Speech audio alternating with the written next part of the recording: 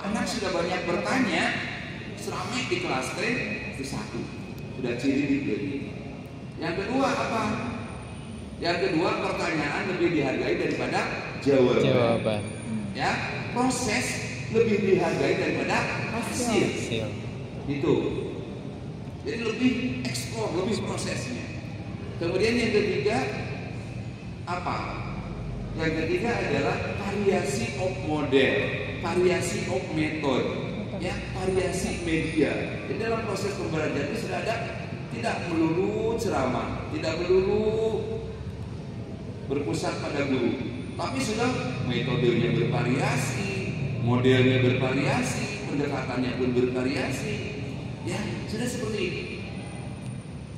Kemudian yang keempat, connection to the real world, ada hubungan dengan dunia nyata, kontekstual.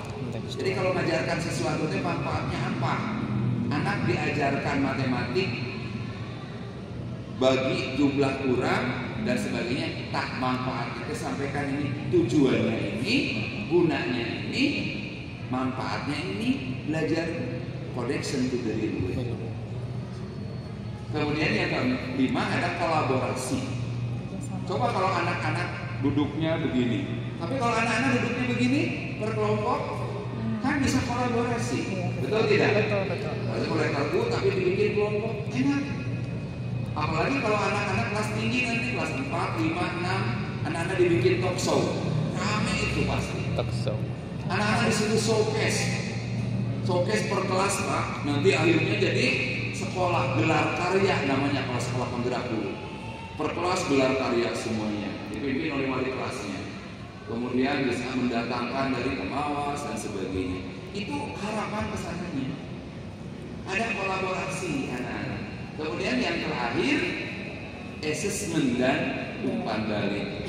Assessment yang transparan dan otentik, dan jangan lupa ada umpan balik.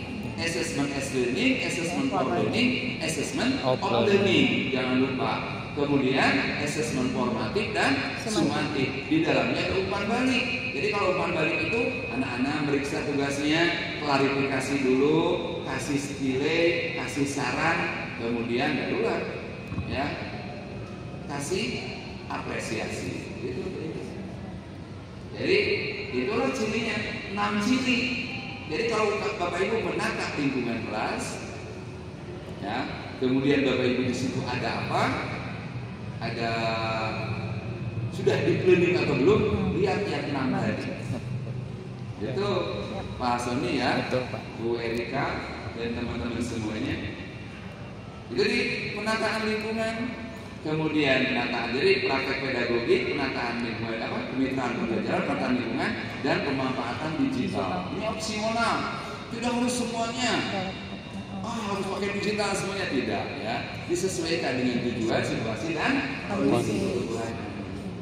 Ya, tugas utama Bapak Ibu tadi ya, itu jangan lupa bikin RPP. Itu tugas siapa? Bikin RPP berbasis inquiry kolaboratif. Terus, jadi sebelum bikin RPP apa dulu? Assess dulu. Kemudian baru kau desain. Setelah desain, baru implement, baru measure, reflect, dan change. Balik lagi, assess lagi, gitu kan? Itu terus.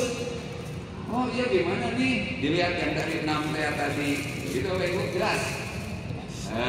Itu cirinya. Jadi Bapak Ibu tugasnya adalah ada berapa? Tugasnya ada tadi bagaimana menata praktek pedagogi, menata kemitraan pembelajaran, menata penataan lingkungan belajar, dan menata pemanfaatan digital. Menyusun RPP berbasis inquiry kolaboratif. Terus yang kedua, mengimplementasikan prinsip pembelajaran mendalam, berkesadaran, bermakna, dan menggembirakan. Kemudian melaksanakan proses pembelajaran dengan berbasis pengalaman belajar, mulai dari memahami, mengaplikasi, merefleksi.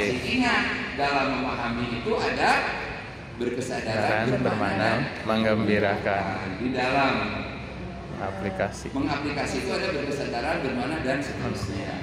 Tidak harus sehari 1 RPP, bisa ya, satu RPP untuk 5 kali pertemuan. Bahkan coba lihat yang dicontoh di apa di LMS. yang Ibu lihat di LMS. Oh tidak salah, ada yang berapa belas kali pertemuan? Ada yang 15, 12 ada yang 15 kali pertemuan ya. Tapi itu disesuaikan dengan kebutuhan. Kan apalagi SD kelas 1, kelas 2 coba. Di SD kelas 1 berapa mapel? Ada 6 mapel. Nah, genap mapel, genap RPP. Kan sekarang mah bukan tematik terintegrasi. Iya. Coba kalau misalkan satu pertemuan semalam tuh kudu nyieun genep RPP.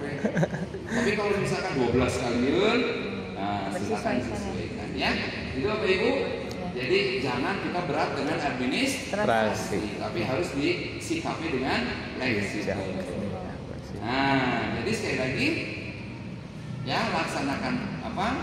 Laksanakan pengalaman belajar, implementasikan pengalaman belajar, laksanakan prinsip pembelajaran, laksanakan assessment dan umpan baliknya. Jangan lupa praktek-praktek pembelajaran dan kolaboratif dengan diakhiri dengan refleksi. Itu Bapak Ibu ya. Gitu.